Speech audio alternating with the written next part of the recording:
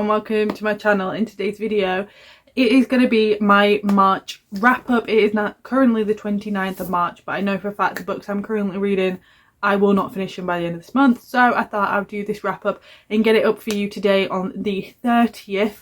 I hope you guys do enjoy this video. If you do, please don't forget to give it a thumbs up. Comment down below what books you've read this month, what you rate, what if you've had any 5-star reads, what those 5-star reads are, and let's get straight into this video because I am very excited for you. This month hasn't been the greatest reading month.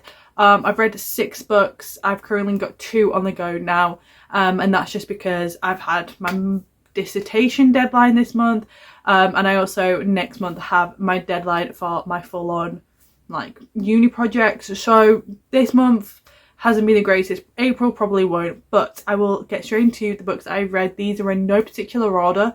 I'm just kind of picking up what I've got in front of me at this current moment in time. So let's start. The first book I've got in front of me is Get a Life by Chloe Brown, and this is by Talia Hibbert. I rated this 3 stars. It was a very easy, nice, simple read. If I see the other ones on for like really cheap, I'd probably buy them, but I wouldn't pay full price for this book. I very kindly got gifted this book and it was so good. It was amazing. Just a very simple, easy read, something that you don't have to think about too much. It just, you kind of just read it and you're like, yeah, escape, easy escape. And that's basically all this is, which is what I really needed this month. I read this at near the beginning of the month, I believe, and yeah. This took me a week to get through, probably shouldn't have taken me that long, but you know, just a nice easy read. The next one is 1,000 Boy Kisses by Tilia Cole. This is actually the indie copy, that's how long I've had this for. This is now actually published. And well, this was also a 3-star read. This is about a girl who is on her deathbed. You kind of learn about the couple beforehand, how they've always been childhood sweethearts. It gives me Fault in Our Stars vibes. I read this basically in one day. I read like 50 pages in one day and then I finished it. Such a nice, easy read, very sad. At the beginning I didn't cry, apart from when the grandma died. I was bawling my eyes out the end. The end actually kind of, I was like, no, like the ending of this, I was like, why? Like, why did you do that to me kind of situation? But it was an amazing book. Any 3-star reads I will be selling, and this is one of them. I will be selling this. I was very kindly gifted this actually, like back last year, summer last year. I'm very happy I've read it though, and because everyone was like, you need to read it, and I was like, I was in the mood to read it, so I read it because I've been putting it off because it was a sad book, and I'm glad I did. I will probably never reread this, but it is a very good young adult book. It is a young adult one, but it does like insinuate that they do have intimacy, but it never tells you about it, if that makes sense. But yeah, very good book. I just when you need a sad book, this is the sad book to go for, because in my opinion it was sad, but it wasn't like constantly bawling your eyes out. For me, some people were like constantly bawling their eyes out, and I wasn't until the very end, like the last few chapters. I couldn't stop crying, but other than that it wasn't too bad. The next book was Birthday Girl by Penelope Douglas. This month was actually the month that I met up with my best friend on Book Talk. You would have already seen the video with Danny. She came up for the weekend, so for about 4 days I didn't actually read, and she very kindly got me Birthday Girl by Penelope Douglas for my birthday, and obviously I had to read it. I was going to read it my birthday month, but she told me to wait because obviously she bought it for me, and yeah, incredible. 4.75 out of 5. This wasn't a 5-star read, but it is up there with my second favourite Penelope Douglas standalone.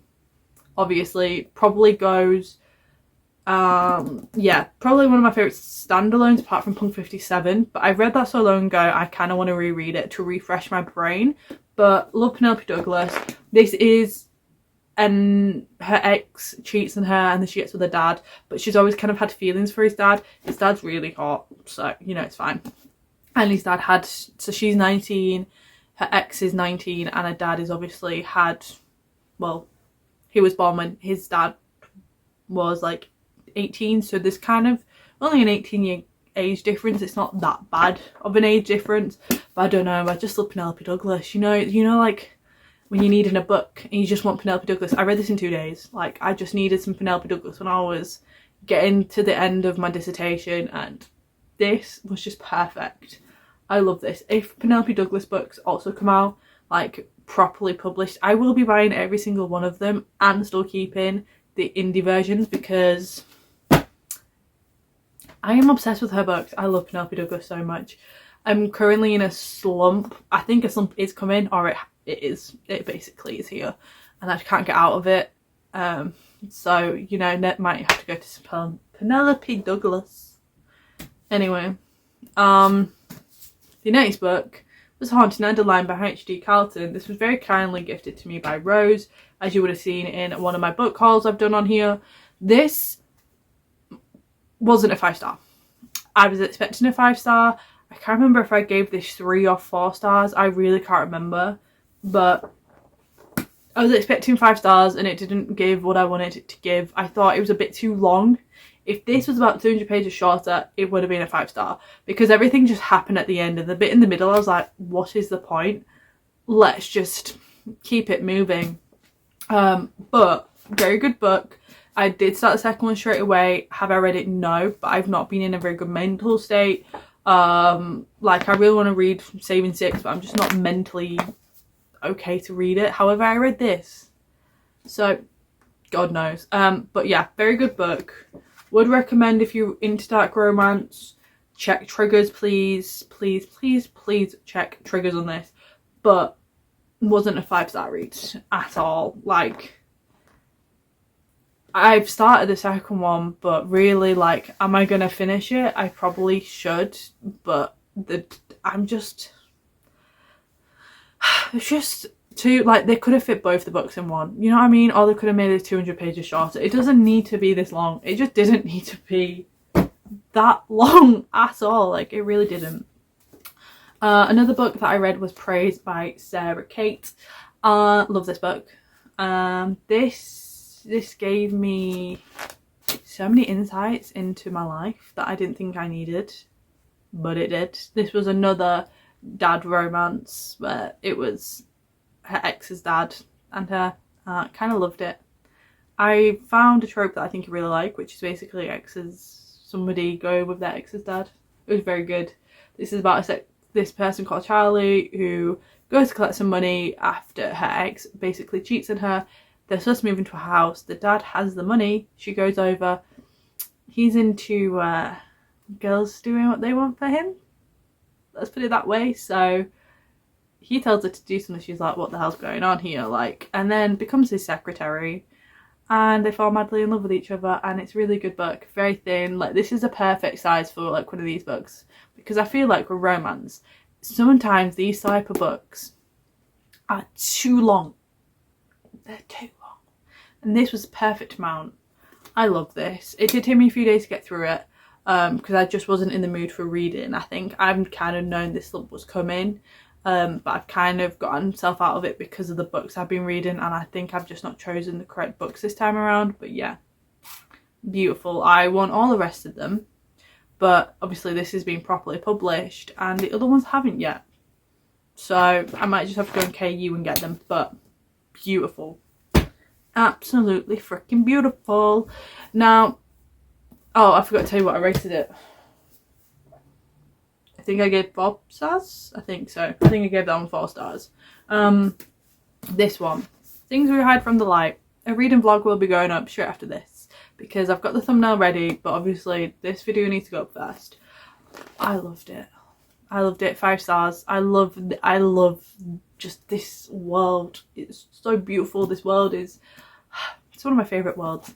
I love this book so much. Was a bit too long. Romance books shouldn't be 500 pages.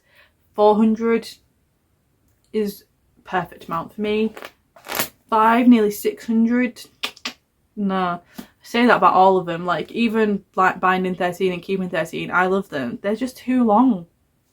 This was it. Too long. But, you know, loved it. I love Nash. Cannot wait for Lucian's book. That is the one I'm so excited for, and it's coming out in September. And if I can get an early copy of that one, I would be so grateful. So grateful.